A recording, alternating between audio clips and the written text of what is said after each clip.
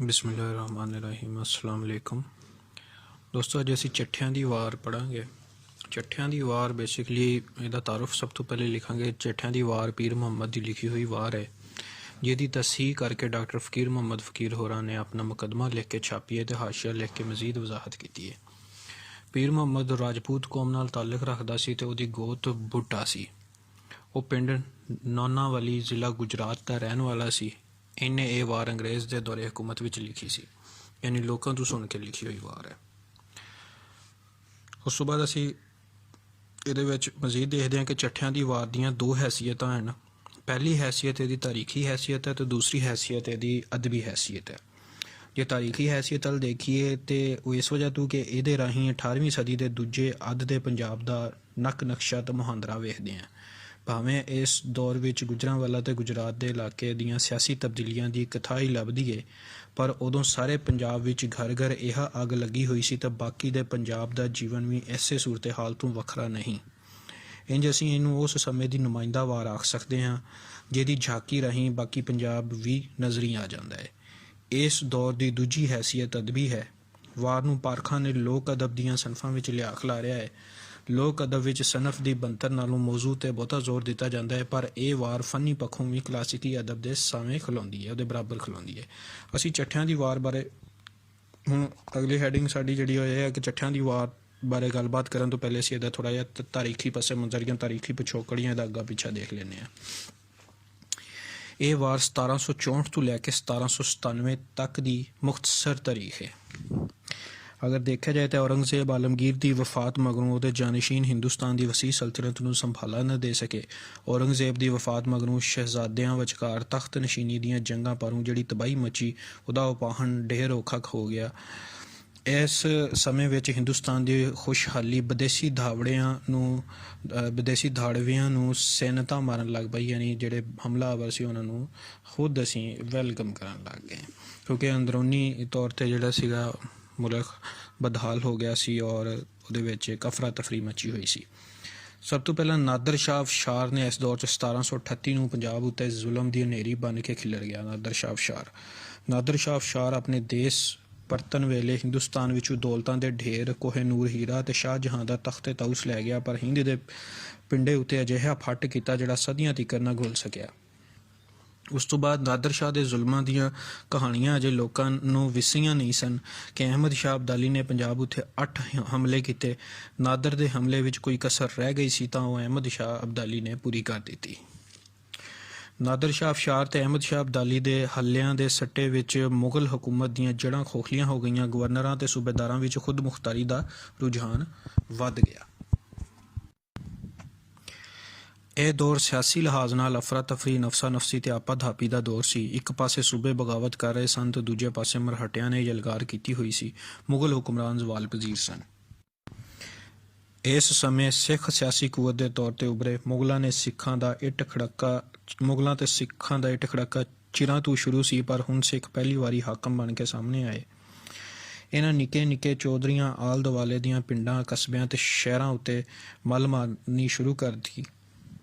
इन्हां जितवां दे 12 धड़े बन गए, यानी जिहड़े चौधरी इन्हां चों जितण वाले सी उन्हां दे 12 धड़े बन गए, जिन्हां नूं तारीख विच 12 मिसलां दे नाल नाल याद किया जाता है। ये सिखां दी पंजाब च आनी पाई हुई सी उदों उन्होंने, तो 12 मिसलां इन्हां दियां मशहूर होईयां क्योंकि इन्होंने मुख्तलिफ 12 इलाकों ते मुख्तलिफ इलाकों दे विच 12 ग्रुपां की शक्ल दे विच कब्जा कर लिया सी। मिसलां दे सरदार आपस विच बांह बैली सन।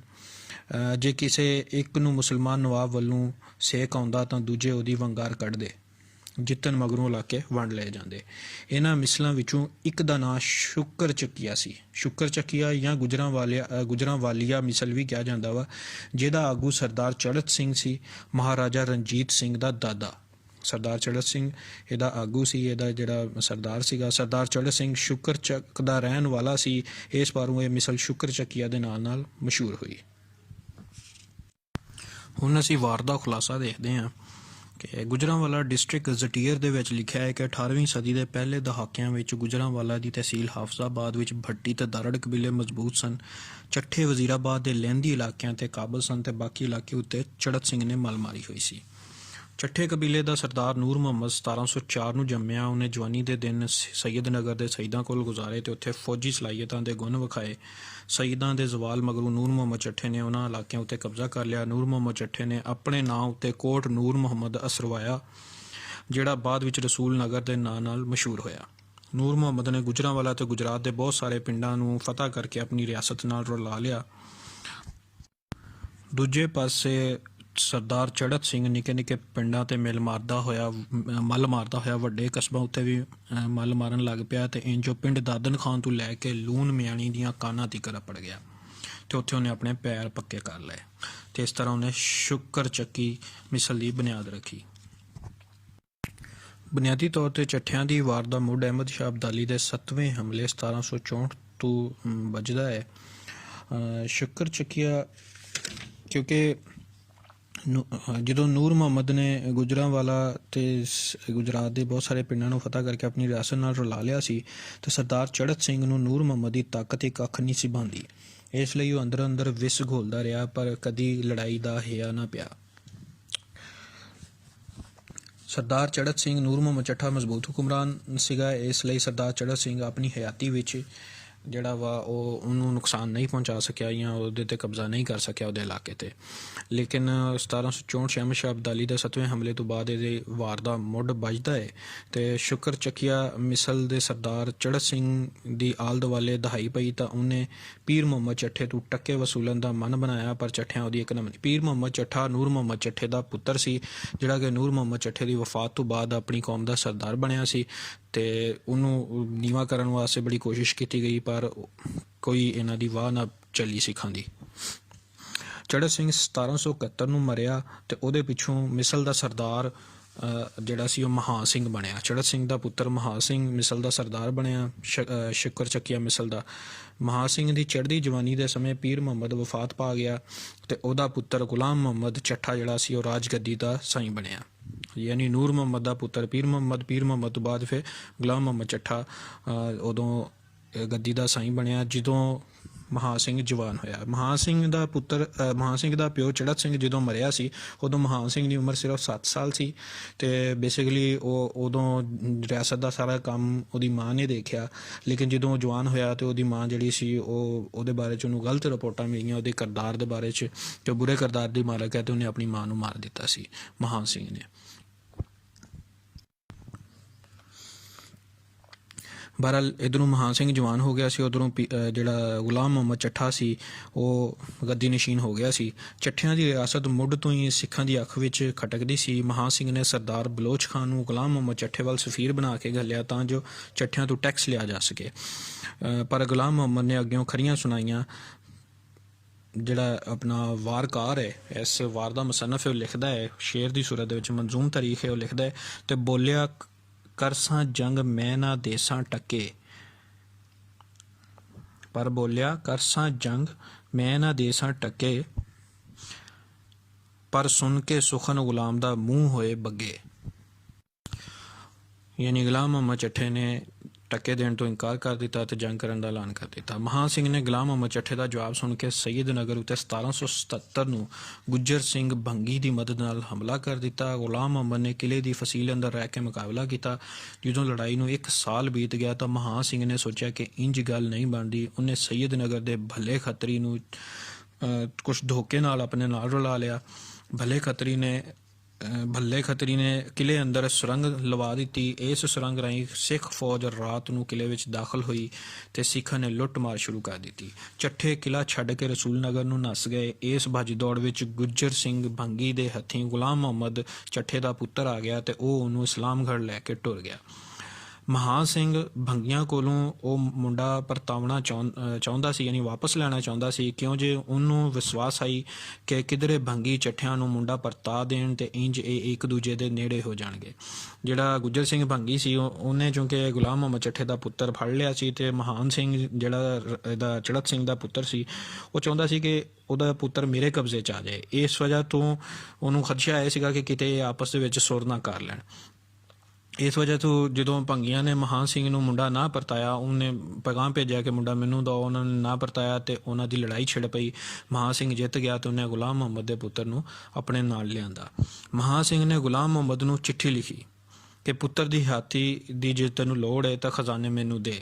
ਮਸਲਨ ਸ਼ੇਰ ਦੀ ਸੂਰਤ ਦੇ ਵਿੱਚ ਲਿਖਿਆ ਜੀ, ਤੇ ਘੱਲਿਆ ਮਹਾਨ ਸਿੰਘ ਨੇ ਇੱਕ ਲਿਖ ਪਰਵਾਨਾ, ਜੇ ਚਾਹੋ ਪੁੱਤਰ ਜੀਵਾ ਤਾਂ ਦਿਓ ਖਜ਼ਾਨਾ, ਨਹੀਂ ਤਾਂ ਉਸ ਨੂੰ ਮਾਰਸਾਂ ਮੈਂ ਰੱਖ ਨਿਸ਼ਾਨਾ, ਜਿਗਰ ਖੜਾਸੈਂ ਆਪਣਾ ਹੁਣ ਛੱਡ ਬਹਾਨਾ। ਗੁਲਾਮ ਮੁਹੰਮਦ ਨੇ ਮਹਾਨ ਸਿੰਘ ਦੇ ਖੱਤ ਦਾ ਜਵਾਬ ਬਹੁਤ ਬਹਾਦਰੀ ਨਾਲ ਦਿੱਤਾ। ਸ਼ੇਰ ਦੀ ਸੂਰਤ 'ਚ ਕਹਿੰਦੇ ਨੇ, ਉਸ ਨੂੰ ਭਾਵੇਂ ਮਾਰ ਹੇਠ ਦਿਓ ਨੀਆਂ, ਜਾਂ ਮਾਪੇ ਰਹਿਣ ਸਲਾਮਤੀ ਸਹਿ ਪੁੱਤਰ ਦੀਆਂ। ਜਦੋਂ ਮਹਾਨ ਸਿੰਘ ਨੇ ਖੇਡ ਭੱਜਦੀ ਦੇਖੀ ਤਾਂ ਉਹਨੇ ਇੱਕ ਹੋਰ ਚਾਲ ਚੱਲੀ ਤੇ ਗੁਲਾਮ ਮੁਹੰਮਦ ਦੇ ਪੁੱਤਰ ਨੂੰ ਸੋਨੇ ਦੇ ਕੰਗਨਾਂ ਦੀ ਜੋੜੀ ਪਵਾ ਕੇ ਆਪਣੇ ਨੌਕਰ ਨਾਲ ਰਸੂਲ ਨਗਰ ਨੂੰ ਤੋਰ ਦਿੱਤਾ। ਜਦੋਂ ਉਹਨੇ ਦੇਖਿਆ ਕਿ ਗੁਲਾਮ ਮੁਹੰਮਦ ਚੱਠੇ ਨੂੰ ਪੁੱਤਰ ਦੀ ਕੋਈ ਪਰਵਾਹ ਨਹੀਂ, ਉਹਨੂੰ ਆਪਣੇ ਕਬੀਲੇ ਦੀ ਵੀ ਜ਼ਿਆਦਾ ਪਰਵਾਹ ਹੈ, ਆਪਣੀ ਹਮੀਅਤ ਦੀ ਜ਼ਿਆਦਾ ਪਰਵਾਹ ਹੈ, ਤੇ ਉਹਨੇ ਇਹ ਚਾਲ ਚੱਲੀ। ਗੁਲਾਮ ਮੁਹੰਮਦ ਚੱਠਾ ਮਹਾਨ ਸਿੰਘ ਦੇ ਅਖਲਾਕ ਤੋਂ ਬੇਹੱਦ ਮੁਤਾਸਰ ਹੋਇਆ। ਇਸ ਤੋਂ ਮਗਰੋਂ ਉਹਨੇ ਗੁਲਾਮ ਮੁਹੰਮਦ ਨੂੰ ਸੱਦਾ ਦਿੱਤਾ। ਗੁਲਾਮ ਮੁਹੰਮਦ ਚੱਠਾ ਆਪਣੇ ਚਾਚੇ ਮੀਆਂ ਖਾਨ ਨਾਲ ਰਲ ਕੇ ਮਹਾਨ ਸਿੰਘ ਦੇ ਡੇਰੇ ਤੇ ਗਿਆ। ਮਹਾਨ ਸਿੰਘ ਦੀਆਂ ਮਿੱਠੀਆਂ ਗੱਲਾਂ ਵਿੱਚ ਆ ਕੇ ਉਹਨੇ ਹਥਿਆਰ ਪਾਸੇ ਰੱਖ ਦਿੱਤੇ। ਮਹਾਨ ਸਿੰਘ ਨੇ ਦੋਵਾਂ ਨੂੰ ਕੈਦ ਕਰਵਾ ਦਿੱਤਾ ਤੇ ਮੰਗ ਕੀਤੀ ਕਿ ਰਸੂਲ ਨਗਰ ਸ਼ੁਕਰ ਚੱਕੀਆ ਸਰਦਾਰਾਂ ਨੂੰ ਦਿੱਤਾ ਜਾਵੇ, ਨਹੀਂ ਤਾਂ ਦੋਵਾਂ ਨੂੰ ਕਤਲ ਕਰ ਦੇ ਸਾਂ। ਪਰ ਚੱਠੇ ਹੰਕਾਰੀ ਹੋ ਗਏ ਤੇ ਮਹਾਨ ਸਿੰਘ ਨੇ ਫਿਰ ਮੀਆਂ ਖਾਨ ਨੂੰ ਤੋਪ ਅੱਗੇ ਰੱਖ ਕੇ ਉਡਾ ਦਿੱਤਾ, ਮਾਰ ਦਿੱਤਾ। ਇਹਨੂੰ ਸ਼ੇਰੀ ਸੂਰਤ ਦੇ ਵਿੱਚ ਪੀਰ ਮੁਹੰਮਦ ਨੇ ਲਿਖਿਆ ਹੈ, ਤੇ ਬੇਫਰਮਾਨੀ ਵੇਖ ਕੇ ਉਹ ਕਾਵੜ ਆਇਆ, ਮੀਆਂ ਖਾਨ ਧਰ ਤੋਪ ਦੇ ਮੂੰਹ ਮਾਰ ਅੜਾਇਆ।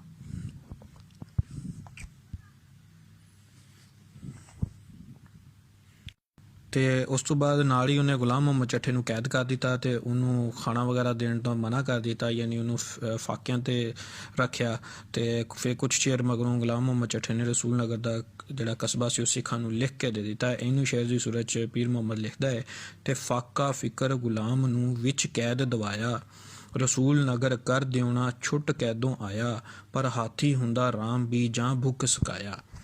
ਵੱਡੇ ਤੋਂ ਵੱਡਾ ਹਾਥੀ ਵੀ ਜਦੋਂ ਉਹਨੂੰ ਭੁੱਖਾ ਰੱਖੀਏ ਤੇ ਉਹ ਵੀ ਆਰਾਮ ਹੋ ਜਾਂਦਾ। ਇਸੇ ਤਰ੍ਹਾਂ ਉਹਨੇ ਭੁੱਖਾ ਰੱਖ ਕੇ ਜਿਹੜਾ ਸੀਗਾ ਰਸੂਲ ਨਗਰ ਲਿਖਵਾ ਲਿਆ ਗੁਲਾਮ ਮੁਹੰਮਦ ਚੱਠੇ ਕੋਲੋਂ।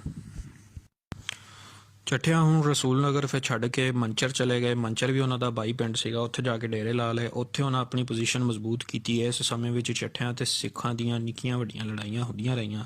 ਮਹਾਨ ਸਿੰਘ ਨੇ ਮੰਚਰ ਉੱਤੇ ਧਾਵਾ ਕੀਤਾ ਪਰ ਨਾਕਾਮ ਪਰਤਿਆ।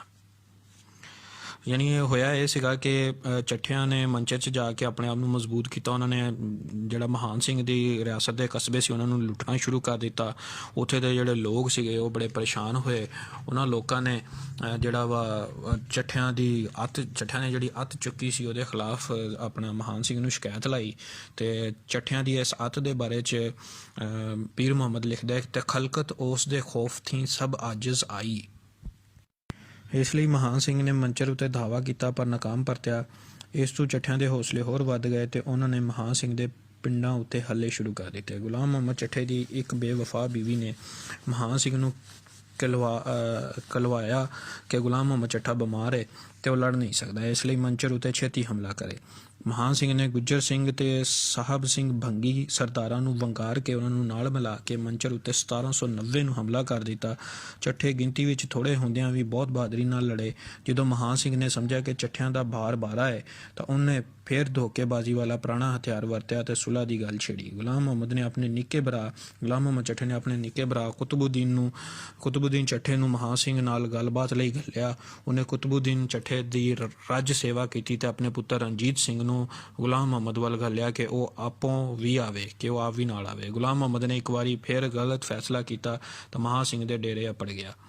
ਬੇਸਿਕਲੀ ਜਦੋਂ ਰਣਜੀਤ ਸਿੰਘ ਗਿਆ ਉਹਨੇ ਬਕਾਇਦਾ ਗੁਰੂ ਗ੍ਰੰਥ ਦੀ ਕਸਮ ਖਾ ਕੇ ਆਪਣੇ ਪਿਓ ਵੱਲੋਂ ਗੁਰੂ ਗ੍ਰੰਥ ਦੀ ਕਸਮ ਖਾਧੀ ਤੇ ਵਾਅਦਾ ਕੀਤਾ ਕਿ ਕੋਈ ਧੋਖਾ ਨਹੀਂ ਹੋਏਗਾ। ਲੇਕਿਨ ਉਸ ਦੇ ਬਾਵਜੂਦ ਵੀ ਜਦੋਂ ਉਹ ਡੇਰੇ ਤੇ ਚਲਾ ਗਿਆ ਮਹਾਨ ਸਿੰਘ ਨੇ ਗੁਲਾਮ ਮੁਹੰਮਦ ਨੂੰ ਕੈਦ ਕਰਕੇ ਮਸ਼ਹੂਰ ਕਰ ਦਿੱਤਾ ਕਿ ਗੁਲਾਮ ਮੁਹੰਮਦ ਹਾਰ ਮੰਨ ਗਿਆ ਹੈ। ਇਹ ਗੱਲ ਸੁਣ ਕੇ ਚੱਠੇ ਪਤਲੇ ਪੈ ਗਏ, ਯਾਨੀ ਉਹਨਾਂ ਦੇ ਹੌਸਲੇ ਪਸਤ ਹੋ ਗਏ ਤੇ ਸਿੱਖਾਂ ਨੇ ਮੰਚਰ ਉੱਤੇ ਕਬਜ਼ਾ ਕਰ ਲਿਆ। ਮਹਾਨ ਸਿੰਘ ਦੇ ਆਖਣ ਉੱਤੇ ਉਹਨਾਂ ਕਾਲੇ ਪਿੰਡ ਦੀ ਜਾਗੀਰ ਵੀ ਨਾ ਕਬੂਲੀ। ਬੇਸਿਕਲੀ ਦੋ ਤਰ੍ਹਾਂ ਕਿਹਾ ਜਾਂਦਾ ਕਿਉਂਕਿ ਉਹਨੂੰ ਸਿੱਖਾਂ ਨੇ ਹੁਕਮ ਦਿੱਤਾ ਕਿ ਤੁਸੀਂ ਕਾਲਾ ਪਿੰਡ ਜਿਹੜਾ ਉੱਥੇ ਜਾ ਕੇ ਵਸ ਜਾਓ। ਤੇ ਉਹਦੇ ਵਿੱਚ ਫਿਰ ਗੁਲਾਮ ਮੁਹੰਮਦ ਚੱਠਾ ਜਿਹੜਾ ਸੀ ਉਹਨੇ ਖੁਆਇਸ਼ ਦਾ ਇਜ਼ਹਾਰ ਕੀਤਾ ਕਿ ਉਹ ਹੱਜ ਕਰਨਾ ਚਾਹੁੰਦਾ ਹੈ। ਉਹਨੂੰ 40 ਊਠ ਦਿੱਤੇ ਜਾਣ ਤੇ ਤਾਂ ਕਿ ਉਹ ਆਪਣਾ ਸਮਾਨ ਉਹਨਾਂ 'ਤੇ ਲੱਦ ਕੇ ਹੱਜ ਵਾਸਤੇ ਆਪਣੇ ਟੱਬਰ ਨੂੰ ਲੈ ਕੇ ਚਲਾ ਜਾਏ। ਤੇ ਜਦੋਂ ਗੁਲਾਮ ਮੁਹੰਮਦ ਦਾ ਟੱਬਰ ਹੱਜ ਨੂੰ ਟੁਰਿਆ ਤਾਂ ਸਿੱਖਾਂ ਨੇ ਉਹਨਾਂ ਦੇ ਦੁਆਲੇ ਘੇਰਾ ਪਾ ਕੇ ਸਭਨਾਂ ਜੀਆਂ ਨੂੰ ਸ਼ਹੀਦ ਕਰ ਦਿੱਤਾ। ਇਹ ਸਿੱਖਾਂ ਨੇ ਵੀ ਇੱਥੇ ਦੁਬਾਰਾ ਮਹਾਨ ਸਿੰਘ ਨੇ ਧੋਖਾ ਦਿੱਤਾ ਦੁਬਾਰਾ, ਔਰ ਉਹਨੇ ਘੇਰਾ ਪਾ ਕੇ ਰਸਤੇ ਦੇ ਵਿੱਚ ਗੁਲਾਮ ਮੁਹੰਮਦ ਚੱਠੇ ਨੂੰ ਸ਼ਹੀਦ ਕਰ ਦਿੱਤਾ। ਇਸ ਦੌਰਾਨ ਜਿਹੜਾ ਗੁਲਾਮ ਮੁਹੰਮਦ ਚੱਠੇ ਦਾ ਭਰਾ ਸੀ ਕੁਤਬੁਦੀਨ, ਉਹ ਨੱਸ ਕੇ ਜਾ ਕੇ ਗੁੱਜਰ ਸਿੰਘ ਕੋਲ ਉਹਨੇ ਪਨਾਹ ਲੈ ਲਈ ਅਤੇ ਗੁੱਜਰ ਸਿੰਘ ਨੇ ਕੁਤਬੁਦੀਨ ਨੂੰ ਮਹਾਨ ਸਿੰਘ ਦੇ ਹਵਾਲੇ ਕਰਨ ਤੋਂ ਇਨਕਾਰ ਕਰ ਦਿੱਤਾ। ਲੇਕਿਨ ਜਦੋਂ ਮਹਾਨ ਸਿੰਘ ਲੜਾਈ ਵਾਸਤੇ ਉਹਦੇ ਮੁਕਾਬਲੇ 'ਤੇ ਆ ਗਿਆ ਤਾਂ ਫਿਰ ਉਹਨੇ ਉਹਨੂੰ ਛੱਡ ਦਿੱਤਾ ਅਤੇ ਜਿਹੜਾ ਕੁਤਬੁਦੀਨ ਸੀ ਉਹ ਇਕੱਲਾ ਹੀ ਫਿਰ ਮਹਾਨ ਸਿੰਘ ਦੇ ਲਸ਼ਕਰ ਨਾਲ ਲੜਿਆ, ਕਈ ਉਹਨੇ ਮਾਰੇ ਅਤੇ ਫਿਰ ਆਪ ਵੀ ਜਿਹੜਾ ਵਾ ਉਹ ਮੌਤ ਨੂੰ ਗਲ ਲਾ ਲਿਆ। ਇਸ ਜੰਗ ਵਿੱਚ ਗੁਲਾਮ ਮੁਹੰਮਦ ਦਾ ਵਫਾਦਾਰ ਸਾਥੀ ਬੂਟਾ ਸਿੰਘ ਕੈਦੀ ਹੋ ਗਿਆ, ਜਿਹਨੂੰ ਮਹਾਨ ਸਿੰਘ ਨੇ ਮਰਵਾ ਦਿੱਤਾ। ਜਦੋਂ ਗੁਲਾਮ ਮੁਹੰਮਦ ਚੱਠਾ ਦਾ ਸਾਰਾ ਕਬੀਲਾ ਮਾਰ ਦਿੱਤਾ ਗਿਆ, ਉਦੋਂ ਜਿਹੜਾ ਸੀ ਰਹਿਮਤ ਖਾਨ ਚੱਠਾ ਆਪਣੀ ਘੋੜੀ 'ਤੇ ਬਹਿ ਕੇ ਨੱਸ ਗਿਆ ਸੀ। ਗੁਲਾਮ ਮੁਹੰਮਦ ਚੱਠੇ ਦੀ ਮੌਤ ਤੋਂ ਬਾਅਦ ਉਹ ਸਿੱਖਾਂ ਨਾਲ ਲੜਦਾ ਰਿਹਾ। ਅਖੀਰ ਉਸ ਵੀ 1797 ਵਿੱਚ ਮਹਾਰਾਜਾ ਰਣਜੀਤ ਸਿੰਘ ਦੇ ਦੌਰ ਵਿੱਚ ਹਥਿਆਰ ਸੁੱਟ ਦਿੱਤੇ। ਇਸ ਤਰ੍ਹਾਂ ਚੱਠਿਆਂ ਦੀ ਹਕੂਮਤ ਖਤਮ ਹੋ ਗਈ। ਇਸ ਵਾਰ ਵਿੱਚ ਮੁਸੰਨਫ ਨੇ ਮਕੌਲਾ ਸ਼ਾਇਰ ਦੇ ਉਨਵਾਨ ਹੇਠ ਨਸੀਹਤਾਂ ਵੀ ਕੀਤੀਆਂ ਨੇ ਅਤੇ ਅਟਲ ਸੱਚਾਈਆਂ ਵੀ ਪੇਸ਼ ਕੀਤੀਆਂ ਨੇ। ਮੰਜ਼ਰ ਨਗਾਰੀ ਕਰਦਿਆਂ ਤਸ਼ਬੀਹਾਂ ਤੋਂ ਕੰਮ ਵੀ ਲਿਆ ਹੈ ਅਤੇ ਤਾਰੀਖ ਦਾ ਦਾਮਨ ਵੀ ਦਾਗਦਾਰ ਨਹੀਂ ਹੋਣ ਦਿੱਤਾ। ਉਹਨੇ ਠੀਠ ਪੰਜਾਬੀ ਦੇ ਲਫ਼ਾਜ਼ ਵਰਤੇ ਨੇ ਅਤੇ ਮੁਹਾਵਰਾ ਬੰਦੀ ਵਿੱਚ ਕਮਾਲ ਵਿਖਾਇਆ ਹੈ। ਬਕੌਲ ਡਾਕਟਰ ਫਕੀਰ ਮੁਹੰਮਦ ਫਕੀਰ, ਜੇ ਇਹਨੂੰ 1764 ਤੋਂ 1797 ਤੀਕ ਦੀ ਮੁਅਤਬਰ ਪੰਜਾਬੀ ਤਾਰੀਖ ਆਖੀਏ ਤੇ ਇਹ ਝੂਠੀ ਗੱਲ ਨਹੀਂ। ਹੁਣ ਅਸੀਂ ਚੱਠਿਆਂ ਦੀ ਵਾਰ ਦਾ ਅਦਬੀ ਅਤੇ ਫਨੀ व ਫਿਕਰੀ ਜਾਇਜ਼ਾ ਲੈਂਦੇ ਹਾਂ ਜੀ। ਸਭ ਤੋਂ ਪਹਿਲਾਂ ਵਾਰ ਦਾ ਮੁੱਢ ਹਮਦ ਅਤੇ ਨਾਤ ਨਾਲ ਬੰਨਿਆ। ਪਹਿਲੀ ਹੈਡਿੰਗ ਕਿ ਰਵਾਇਤ ਦੇ ਮੁਤਾਬਕ ਉਹਨਾਂ ਨੇ ਅੱਲਾਹ ਤਾਲਾ ਦੇ ਸੋਹਣੇ ਨਾਂ ਤੋਂ ਸ਼ੁਰੂ ਕੀਤਾ। ਲਿਖਦੇ ਨੇ, ਰੱਬ ਜਬਾਰ ਕਹਾਰ ਦਾ ਕਿਸੇ ਅੰਤ ਨਾ ਪਾਇਆ ਅਤੇ ਕਹਿ ਕੇ ਲਫ਼ਜ਼ ਕੁਨ ਦਾ ਸਭ ਮੁਲਕ ਬਣਾਇਆ। ਉਸ ਤੋਂ ਬਾਅਦ ਦੂਸਰੀ ਹੈਡਿੰਗ ਸਾਡੀ ਬਣੇਗੀ ਜੀ ਕੁਰਾਨੀ ਆਇਤਾਂ ਅਤੇ ਹਦੀਸਾਂ ਦੀ ਵਰਤੋਂ। ਉਹਦੇ ਵਿੱਚ ਮਸਲਨ ਥਾਂ 'ਤੇ ਕੁਰਾਨੀ ਆਇਤਾਂ ਅਤੇ ਹਦੀਸਾਂ ਦੇ ਮਫਹੂਮ ਵੀ ਨਜ਼ਮ ਕੀਤੇ ਨੇ। ਕਹਿੰਦੇ ਨੇ, ਦੁਨੀਆ ਝੂਠੋ ਝੂਠ ਹੈ ਸਭ ਕੂੜ ਬਹਾਨਾ, ਅਤੇ ਪੜ੍ਹਿਆ ਲਫ਼ਜ਼ ਇਹ ਮੌਤ ਦਾ ਅਸਾਂ ਵਿੱਚ ਕੁਰਾਨਾ। ਇਸ ਵਾਰ ਵਿੱਚ ਸਹਾਬਾ ਅਤੇ ਬਜ਼ੁਰਗਾਂ ਦੇ ਕੌਲ ਵੀ ਨਜ਼ਮਾਏ ਗਏ ਨੇ। ਤਲਮੀਹਾ ਖਾਲਸ ਇਸਲਾਮੀ ਨੇ ਇਹ ਵਾਰ ਖੁਦਾ ਦੀ ਅਜ਼ਮਤ, ਬਜ਼ੁਰਗੀ, ਜਾਹੋ ਜਲਾਲ, ਰੋਬ, ਦਬਦਬਾ, ਕਹਾਰੀ ਅਤੇ ਜਬਰੂਤ ਨੂੰ ਬਿਆਨ ਕਰਦੀ ਹੈ ਅਤੇ ਫਨਾਈਅਤ ਅਤੇ ਨਾਪਾਇਦਾਰੀ ਦਾ ਜ਼ਿਕਰ ਕਰਦੀ ਹੈ। ਇਹਦੇ ਵਿੱਚ ਅੱਲਾ ਦੀ ਰਜ਼ਾ ਅਤੇ ਰਾਜ਼ੀ ਰਹਿਣ ਦਾ ਦਰਸ ਵੀ ਦਿੱਤਾ ਗਿਆ ਹੈ। ਯਾਨੀ ਇਸ ਵਾਰ ਵਿੱਚ ਦੇਸ਼ ਦੀ ਧਰਤੀ ਨਾਲ ਪਿਆਰ ਵੀ ਮਿਲਦਾ ਹੈ ਅਤੇ ਇਸਲਾਮੀ ਤਸ਼ੱਖੁਸ ਦੀਆਂ ਝਲਕੀਆਂ ਵੀ, ਜਹਾਦ ਦੇ ਲਸ਼ਕਾਰੇ ਵੀ ਲੱਭਦੇ ਨੇ ਅਤੇ ਅਦਬੀ ਚਾਸ਼ਨੀ ਵੀ। ਇਹ ਮੌਜ਼ੂ ਅਤੇ ਮਜ਼ਮੂਨ ਦੇ ਲਿਹਾਜ਼ ਨਾਲ ਇੱਕ ਸੁੱਚੀ ਅਤੇ ਆਲਾ ਵਾਰ ਹੈ ਅਤੇ ਸਾਡੇ ਦੇਸ਼ ਪਿਆਰ ਅਤੇ ਜਜ਼ਬਾ ਜਹਾਦ ਦਾ ਸੁਆਰਾ ਨਮੂਨਾ ਹੈ। ਤੀਸਰੀ ਹੈਡਿੰਗ ਹੈ ਜੀ ਸਾਡੀ ਆਪਣੇ ਸਮੇਂ ਦੇ ਡੂੰਘੇ ਸਿਆਸੀ, ਸਮਾਜੀ ਅਤੇ ਤਾਰੀਖੀ ਸ਼ਊਰ ਦੀ ਝਲਕਾਰ ਸਾਨੂੰ ਇਸ ਵਾਰ ਦੇ ਵਿੱਚ ਮਿਲਦੀ ਹੈ। ਪੀਰ ਮੁਹੰਮਦ ਆਪਣੇ ਸਮੇਂ ਦਾ ਡੂੰਘਾ ਸਿਆਸੀ, ਤਾਰੀਖੀ ਅਤੇ ਤਬਕਾਤੀ ਸ਼ਊਰ ਰੱਖਦਾ ਸੀ। ਉਹ ਇਸ ਗੱਲ ਤੋਂ ਚੰਗੀ ਰੀਤੋਂ ਜਾਣੀ ਸੀ ਕਿ ਉਤਲਾ ਮੇਲ ਆਪਣੀਆਂ ਲੋੜਾਂ ਲਈ ਅੰਨਾ ਹੋਇਆ ਹੁੰਦਾ ਹੈ ਅਤੇ ਆਪਣੀਆਂ ਗਰਜ਼ਾਂ ਪੂਰੀਆਂ ਕਰਨ ਲਈ ਅਸੂਲਾਂ ਦੀ ਖਿਲਾਫ ਵਰਜੀ ਵੀ ਕਰ ਜਾਂਦਾ। ਯਾਨੀ ਜਿਹੜੇ ਬਾਦਸ਼ਾਹ ਵਗੈਰਾ ਹੁੰਦੇ ਨੇ, ਰਾਜੇ, ਉਹ ਅਕਸਰ ਅਸੂਲਾਂ ਦੀ ਖਿਲਾਫ ਵਰਜੀ ਕਰਦੇ ਨੇ, ਆਪਣੀਆਂ ਗਰਜ਼ਾਂ ਪੂਰੀਆਂ ਕਰਦੇ ਨੇ। ਦੌਲਤਾਂ, ਸ਼ਾਹੀਆਂ ਅਤੇ ਮੱਲਾਂ ਮਾਰਨ ਵਾਲੇ ਲੋਭ ਲਈ ਪੁੱਤਰ ਪਿਓਾਂ ਦਾ ਅਤੇ ਭਰਾਵਾਂ ਦਾ ਖੂਨ ਵਗਾਉਣ ਤੋਂ ਵੀ ਨਹੀਂ ਉਕਦੇ। ਹਿੰਦ ਦੇ ਮੁਸਲਮਾਨ ਬਾਦਸ਼ਾਹ ਔਰੰਗਜ਼ੇਬ ਆਲਮਗੀਰ ਨੇ ਜਿਸ ਬੇਦਰਦੀ ਨਾਲ ਭਰਾਵਾਂ ਅਤੇ ਭਤੀਜਿਆਂ ਨੂੰ ਕਤਲ ਕਰਵਾਇਆ ਸੀ, ਇਹੋ ਜਿਹੀਆਂ ਤਲਖ ਹਕੀਕਤਾਂ ਤੋਂ ਕੰਨੀ ਨਾ ਕਤਰਾਉਣ ਵਾਲੇ ਲਖਿਆਰ ਨੂੰ ਮੁਤਅਸਬ ਮੁਸਲਮਾਨ ਦਾ ਮਹਿਣਾ ਮਾਰਨਾ ਸਾਡੀ ਚਾਚੇ ਇਲਜ਼ਾਮ ਤੋਂ ਵੱਧ ਨਹੀਂ। ਕਿਉਂਕਿ ਪੀਰ ਮੁਹੰਮਦ ਤੇ ਸਿੱਖਾਂ ਨੇ ਇਲਜ਼ਾਮ ਲਾਇਆ ਹੈ ਕਿ ਮੁਤਅਸਬ ਮੁਸਲਮਾਨ ਨੇ ਸਿੱਖਾਂ ਨੂੰ ਵਿਲਨ ਦੇ ਤੌਰ 'ਤੇ ਪੇਸ਼ ਕੀਤਾ ਹੈ, ਹਿਸਟਰੀ ਨੂੰ ਡਿਸਟਾਰਟ ਕਰਕੇ ਪੇਸ਼ ਕੀਤਾ ਹੈ। ਇਸ ਵਜ੍ਹਾ ਤੋਂ ਇਹ ਗੱਲ ਕੀਤੀ ਗਈ ਹੈ। ਲੇਕਿਨ ਜਿਹੜਾ ਬੰਦਾ ਖੁਦ ਮੁਸਲਮਾਨ ਬਾਦਸ਼ਾਹ ਨੂੰ ਵੀ ਤਨਕੀਦ ਦਾ ਨਿਸ਼ਾਨਾ ਬਣਾ ਰਿਹਾ ਵਾ, ਉਹਨੂੰ ਅਸੀਂ ਮੁਤਅਸਬ ਮੁਸਲਮਾਨ ਨਹੀਂ ਕਹਿ ਸਕਦੇ। ਮਸਲਨ ਕਹਿੰਦੇ ਨੇ ਕਿ ਤੇ ਰਾਜੇ ਅਕਸਰ ਰਾਜਿਆਂ ਨੂੰ ਮਾਰਨ ਹਾਰੇ। ਉਸੇ ਤਰ੍ਹਾਂ ਫਿਰ ਫਰਮਾਉਂਦੇ ਨੇ ਆਲਮਗੀਰ ਦੇ ਬਾਰੇ ਕਿਤੇ ਮਾਰਿਆ ਆਲਮਗੀਰ ਨੇ ਉਸ ਭਾਈ ਦਾਰੇ, ਆਪਣੇ ਬਾਰੇ ਦਾਰਾ ਸ਼ਕੋਰ ਨੂੰ ਜਿਹੜਾ ਮਾਰਿਆ ਸੀ ਉਹਦੀ ਗੱਲ ਕੀਤੀ। ਇਸ ਤਰ੍ਹਾਂ ਸਾਨੂੰ ਉਸ ਵੇਲੇ ਦਾ ਸਮਾਜੀ ਅਤੇ ਸਿਆਸੀ ਸ਼ਊਰ ਵੀ ਇਹਦੇ ਵਿੱਚ ਦੇਖਣ ਨੂੰ ਮਿਲਦਾ ਹੈ। ਇਸੇ ਤਰ੍ਹਾਂ 18ਵੀਂ ਸਦੀ ਦਾ ਪੰਜਾਬ ਲੀਰ ਸੀ। ਅਫਗਾਨਾਂ ਅਤੇ ਇਰਾਨੀਆਂ ਦੇ ਹੱਲਿਆਂ ਪਾਰੋਂ ਮੁਗਲਾਂ ਦੀਆਂ ਮਰਕਜ਼ੀ ਅਤੇ ਸੂਬਾਈ ਹਕੂਮਤਾਂ ਵਿੱਚ ਸਾਥੀ ਨਹੀਂ ਸੀ ਰਿਹਾ ਅਤੇ ਉਹ ਡਿੱਗਦੀ ਸੂਰਤ ਹਾਲ ਨੂੰ ਡਾਈ ਦੇ ਸਕਦੀਆਂ, ਕਿ ਉਹ ਡਿੱਗਦੀ ਸੂਰਤ ਹਾਲ ਨੂੰ ਥੋੜ੍ਹਾ ਬਹੁਤ ਸੰਭਾਲ ਸਕਦੀਆਂ। ਇਸ ਸਾਰੀ ਚੀਜ਼ ਨੂੰ ਵੀ ਇਹਨਾਂ ਨੇ ਨਜ਼ਮਾਇਆ ਹੈ। ਉਸ ਤੋਂ ਬਾਅਦ ਕਿਰਦਾਰ ਨਗਾਰੀ ਦੀ ਗੱਲ ਕਰੀਏ ਤੇ ਵਾਰ ਦੇ ਨਾਇਕ ਯਾਨੀ ਹੀਰੋ ਦਾ ਤਾਰਫ ਕਰਵਾਉਂਦਿਆਂ ਹੋਇਆਂ ਕਹਿੰਦੇ ਨੇ, ਪਰ ਹੋਇਆ ਪੀਰ ਮੁਹੰਮਦੋਂ ਗੁਲਾਮ ਅਗੇਰੇ, ਤੇ ਉਸ ਦੀ ਕੀਤੀ ਗੱਲ ਨੂੰ ਕੋਈ ਮੋਲ ਨਾ ਫੇਰੇ, ਤੇ ਜਿਹਾ ਕੋਈ ਨਾ ਜੰਮਿਆ ਜੋ ਉਸ ਨੂੰ ਛੇੜੇ। ਯਾਨੀ ਉਹਨਾਂ ਦਾ ਇੰਟਰੋਡਕਸ਼ਨ ਕਰਿਆ ਉਹਦੀ ਬਹਾਦਰੀ ਕਿ ਪੀਰ ਮੁਹੰਮਦ ਬਾਅਦ ਗੁਲਾਮ ਮੁਹੰਮਦ ਜਿਹੜਾ ਸੀ ਉਹ ਬਣਿਆ, ਉਹ ਕਬੀਲੇ ਦਾ, ਉਹਦੀ ਗੱਲ ਕੋਈ ਨਹੀਂ ਸੀ ਫੇਰਦਾ। ਇਸੇ ਤਰ੍ਹਾਂ ਉਹਦੀ ਬਹਾਦਰੀ ਦੇ ਬਾਰੇ 'ਚ ਕਹਿੰਦੇ ਨੇ ਜਦੋਂ ਉਹਨਾਂ ਦਾ ਪੁੱਤਰ ਕੈਦ ਕਰ ਲਿਆ ਗਿਆ ਤੇ ਉਹਨੂੰ ਮਾਰਨ ਦੀ ਧਮਕੀ ਦਿੱਤੀ ਗਈ ਤੇ ਗੁਲਾਮ ਮੁਹੰਮਦ ਚੱਠੇ ਦੇ ਮੂੰਹੋਂ ਕਹਾਇਆ, ਉਸ ਨੂੰ ਭਾਵੇਂ ਮਾਰ ਹੇਠ ਦਿਓ ਨੀਹਾਂ, ਜਾਂ ਮਾਪੇ ਰਹਿਣ ਸਲਾਮਤੀ ਸਹਿ ਪੁੱਤਰ ਦੀਆਂ। ਫਿਰ ਵਿਲਨ ਦੇ ਕਿਰਦਾਰ ਦੇ ਬਾਰੇ 'ਚ ਜਿਹੜਾ ਕਿ ਮਹਾਨ ਸਿੰਘ ਦਾ ਕਿਰਦਾਰ ਹੈ ਉਹਦੇ ਬਾਰੇ 'ਚ ਵੀ ਕਹਿੰਦੇ ਨੇ, ਉਹਦਾ ਇੰਟਰੋਡਕਸ਼ਨ ਇੱਦਾਂ ਕਰਾਂਗੇ। ਜਾਂ ਪਰ ਮਹਾਨ ਸਿੰਘ ਨੇ ਕੁਝ ਬਦ ਪਛਾਣੀ, ਸਾੜੀ ਮਾਂ ਉਸ ਵਾਰ ਕੇ ਚਾਹ ਵਿੱਚ ਚਹਾਣੀ। ਯਾਨੀ ਜਦੋਂ ਉਹਨੂੰ ਆਪਣੀ ਮਾਂ ਦੀ ਬਦਕਰਦਾਰੀ ਦਾ ਪਤਾ ਚੱਲਿਆ ਸੀ ਤੇ ਨੇ ਆਪਣੀ ਮਾਂ ਨੂੰ ਸਾੜ ਦਿੱਤਾ ਸੀ, ਉਸ ਵਾਕਿਆ ਨੂੰ ਫਿਲਮਾਇਆ, ਨਜ਼ਮਾਇਆ। ਇਸੇ ਤਰ੍ਹਾਂ ਉਹਦੀ ਮਕਾਰੀ ਦੇ ਬਾਰੇ 'ਚ ਜਦੋਂ ਉਹਨੇ ਗ੍ਰੰਥ ਦੀ ਝੂਠੀ ਕਸਮ ਖਾਧੀ ਸੀ ਆਪਣੇ ਸਿਰ 'ਤੇ ਰੱਖ ਕੇ ਤੇ ਬਾਅਦ 'ਚ ਧੋਖਾ ਦਿੱਤਾ ਚੱਠੇ ਨੂੰ, ਉਹਦੇ ਬਾਰੇ ਲਿਖੇ ਨੇ। ਤੇ ਮਹਾਨ ਸਿੰਘ ਗ੍ਰੰਥ ਨੂੰ ਲੈ ਸਿਰ 'ਤੇ ਚਾਇਆ। ਉਸ ਤੋਂ ਬਾਅਦ ਸਾਡੀ 5ਵੀਂ ਹੈਡਿੰਗ ਬਣੇਗੀ ਜੀ ਵਾਕਿਆ ਨਗਾਰੀ, ਕਿ ਵਾਕਿਆਤ ਨੂੰ ਇਸ ਤਰ੍ਹਾਂ ਪੇਸ਼ ਕੀਤਾ ਗਿਆ ਵਾ ਕਿ ਇੱਦਾਂ ਲੱਗਦਾ ਵਾ ਕਿ ਹਰ ਚੀਜ਼ ਸਾਡੇ ਵਾਕਿਆਤ ਦੀ ਇੱਕ ਲੜੀ ਪਰੋਈ ਹੋਈ ਹੈ। ਮਸਲਨ ਜਦੋਂ ਮਹਾਨ ਸਿੰਘ ਦੇ ਸੈਯਦ ਨਗਰ ਉੱਤੇ ਹਮਲੇ ਦਾ ਨਕਸ਼ੇ ਨੂੰ ਇਸ ਤਰ੍ਹਾਂ ਉਲੇਖਿਆ ਹੈ ਕਿ ਇਸ ਤੋਂ ਉਹਦੀ ਬਹਾਦਰੀ ਵੀ ਡੁੱਲ ਪੈਂਦੀ ਹੈ ਤੇ ਫੌਜਾਂ ਦੀ ਕੂਚ ਦਾ ਨਕਸ਼ਾ ਅੱਖਾਂ ਅੱਗੇ ਆ ਜਾਂਦਾ ਹੈ। ਕਹਿੰਦੇ ਨੇ ਤੇ ਲਸ਼ਕਰ ਮਹਾਨ ਸਿੰਘ ਦਾ ਦਰਿਆਈ ਕਾਂਗਾ ਤੇ ਸੈਯਦ ਨਗਰ ਨੂੰ ਵਗਿਆ ਕਰ ਕੂਕਾ ਚਾਂਗਾ। ਇੱਥੋਂ ਸਾਨੂੰ ਪਤਾ ਚੱਲਦਾ ਹੈ ਕਿ ਪੀਰ ਮੁਹੰਮਦ ਨੂੰ ਵਾਕਿਆ ਨਗਾਰੀ ਵਿੱਚ ਕਮਾਲ ਹਾਸਿਲ ਹੈ। ਉਹ ਇੰਜ ਵਾਕਿਆਤ ਦੀ ਕੜੀ ਨਾਲ ਕੜੀ ਜੋੜਦਾ ਜਾਂਦਾ ਹੈ ਜਿਵੇਂ ਉਹ ਇਸ ਸਾਰੇ ਦੌਰ ਦਾ ਅੱਖੀਂ ਦੇਖਿਆ ਗਵਾਹ ਹੋਵੇ ਤੇ ਆਪ ਜੰਗਾਂ ਵਿੱਚ ਸ਼ਰੀਕ ਰਿਹਾ ਹੋਵੇ। ਉਹਨਾਂ ਤਸਲਸਲ ਦਾ ਇਹੋ ਜਿਹਾ ਮੰਤਕੀ ਰਬਤ ਕਾਇਮ ਕੀਤਾ ਹੈ ਕਿ ਪੂਰੀ ਕਹਾਣੀ ਕਦਮ ਬ ਕਦਮ ਆਪਣੇ ਆਪ ਅੰਤ ਵੱਲ ਵੱਧਦੀ ਨਜ਼ਰ ਆਉਂਦੀ ਹੈ। ਜੰਗ ਦਾ ਇੱਕ ਇੱਕ ਪਹਿਲੂ ਉਸ ਬੜੇ ਇਖਤਸਾਰ ਨਾਲ ਬਿਆਨ ਕੀਤਾ ਹੈ। ਵਾਕਿਆ ਦਾ ਮੁੱਢ ਪੀਰ ਮੁਹੰਮਦ ਚੱਠੇ ਤੋਂ ਬਣ ਕੇ ਰਹਿਮਤ ਖਾਨ ਦੇ ਮੁਕਾਬਲੇ ਕਰਨ ਤਿਕਰ ਜੰਗ ਦਾ ਕੋਈ ਪੱਖ ਵੀ ਅੱਖਾਂ ਤੋਂ ਓਲੇ ਨਹੀਂ ਰਹਿੰਦਾ। ਉਸ ਤੋਂ ਬਾਅਦ ਮੰਜ਼ਰ ਨਗਾਰੀ ਦੀ ਗੱਲ ਕਰੀਏ ਤਾਂ ਸੁੱਚੀ ਵਾਰ ਦਾ ਇੱਕ ਵੱਡਾ ਲੱਛਣ ਇਹ ਵੀ ਹੁੰਦਾ ਹੈ ਕਿ ਵਾਰਕਾਰ ਜੰਗੀ ਮੰਜ਼ਰਾਂ ਨੂੰ ਇੰਜ ਬਿਆਨ ਕਰੇ ਕਿ ਉਹ ਪੜਿਹਾਰ ਤੇ ਸੁਨਹਾਰ ਦੀਆਂ ਅੱਖਾਂ ਅੱਗੇ ਫਿਰਨ ਲੱਗ ਪੈਣ। ਚੱਠਿਆਂ ਦੀ ਵਾਰ ਦੇ ਸ਼ਾਇਰ ਪੀਰ ਮੁਹੰਮਦ ਨੇ ਕੁਝ ਮੰਜ਼ਰ ਅਜਿਹੀ ਫਨਕਾਰੀ ਨਾਲ ਬਿਆਨ ਕੀਤੇ ਨੇ ਕਿ ਪੜਿਹਾਰ ਨੂੰ ਵਾਰ ਪੜ੍ਹਨ ਦੀ ਥਾਵੀਂ ਸੱਚਮੁੱਚ ਲੜਾਈ ਵੇਖਣ ਦਾ ਅਹਿਸਾਸ ਹੋਣ ਲੱਗ ਪੈਂਦਾ ਹੈ। ਔਰ ਇੱਕ ਚੰਗਾ ਸ਼ਾਇਰ ਜਿਹੜਾ ਉਹਦੀ ਇਹ ਖੂਬੀ ਹੁੰਦੀ ਹੈ ਕਿ ਜਿਹੜਾ ਵਾਕਿਆ ਤੇ ਮੰਜ਼ਰ ਬਿਆਨ ਕਰਨ ਲੱਗਿਆਂ ਗੈਰ ਮਰਈ ਚੀਜ਼ਾਂ ਨੂੰ ਵੀ ਮੁਜੱਸਮ ਬਣਾ ਕੇ ਪੇਸ਼ ਕਰ ਦੇਵੇ, ਹਾਲਾਤ ਦੀ ਤਸਵੀਰ ਇੰਜ ਪੇਸ਼ ਕਰੇ ਪਈ ਇਕੱਲਾ ਇਕੱਲਾ ਮੰਜ਼ਰ ਅੱਖਾਂ ਸਾਹਮਣੇ ਆ ਜਾਵੇ। ਤੇ ਪੀਰ ਮੁਹੰਮਦ ਮੰਜ਼ਰ ਨਗਾਰੀ ਇਹੋ ਜਿਹੀ ਮੰਜ਼ਰ ਨਗਾਰੀ ਦਾ ਮਾਹਿਰ ਹੈ। ਜੰਗੀ ਮੈਦਾਨ ਵਿੱਚ ਤੋਪਾਂ ਦੀ ਗਨ ਗਰਜ, ਗੋਲੀਆਂ ਤੇ ਤੜ ਤੇ ਬੰਦੂਕਾਂ ਦੀ ਠਾ ਦਾ ਮੰਜ਼ਰ ਬਿਆਨ ਕਰਦਿਆਂ ਲਿਖਦੇ ਨੇ। ਮਸਲਨ ਇੱਦਾਂ ਦੀਆਂ ਮਿਸਾਲਾਂ ਅਸੀਂ ਦੇ ਸਕਦੇ ਨੇ, ਉਹ ਇਸ ਬਾਰੇ ਸ਼ੇਅਰ ਲਿਖ ਸਕਦੇ ਹਾਂ। ਮਸਲਨ ਕਹਿੰਦੇ ਨੇ ਤੇ ਤਬਕਾਂ ਵਸਣ ਗੋਲੀਆਂ ਜਿਵੇਂ ਸਾਵਨ ਫੰਡਾਂ, ਤੇ ਪਿਆ ਤੂਫਾਨ ਇੱਕ ਮੌਤ ਦਾ ਸਹਿ ਹੋਈਆਂ ਰੰਡਾਂ।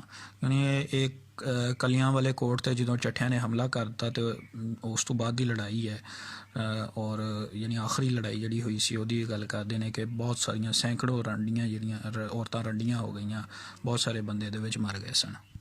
ਉਸ ਤੋਂ ਬਾਅਦ ਅਸੀਂ ਲਿਖਾਂਗੇ ਸਵਾਣੀਆਂ ਦੀ ਨੰਦਿਆ, ਯਾਨੀ ਔਰਤਾਂ ਦੀ ਨੰਦਿਆ ਕੀਤੀ ਗਈ ਹੈ, ਉਹਨਾਂ ਨੂੰ ਬੁਰਾ ਕਿਹਾ ਗਿਆ ਹੈ। ਚੱਠਿਆਂ ਦੀ ਵਾਰ ਵਿੱਚ ਵਾਰਕਾਰ ਨੇ ਸਵਾਣੀਆਂ ਬੜੇ ਜਿਹੜੇ ਵਿਚਾਰ ਦੱਸੇ ਨੇ, ਉਹਨਾਂ ਤੋਂ ਉਹਦੀ ਫਿਕਰੀ ਪੁਖਤਗੀ ਦੀ ਥੋੜ ਵੱਲੇ ਧਿਆਨ ਜਾਂਦਾ ਹੈ। ਯਾਨੀ ਫਿਕਰੀ ਤੌਰ 'ਤੇ ਸਾਡੀ ਕੋਈ ਪੁਖਤਾ ਸਾਨੂੰ ਪਤਾ ਚੱਲਦਾ ਕਿ ਕੋਈ ਪੁਖਤਾ ਫਿਕਰ ਨਹੀਂ ਹੈਗੀ।